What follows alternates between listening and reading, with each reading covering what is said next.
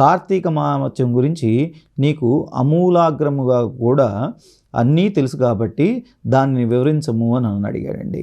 అప్పుడు అత్రి మహాముని అన్నాడు, ఓ కుంభ సంభవ, అంటే అగస్త్యుడు ఎవరైతే మహానుభావుడు ఉన్నారో సప్తర్షులలో ఒకరైనటువంటి ఆ స్వామివారు కుంభ సంభవుడు, అంటే కుంభం అంటే కుండ నుంచి పుట్టినటువంటి వాడండి.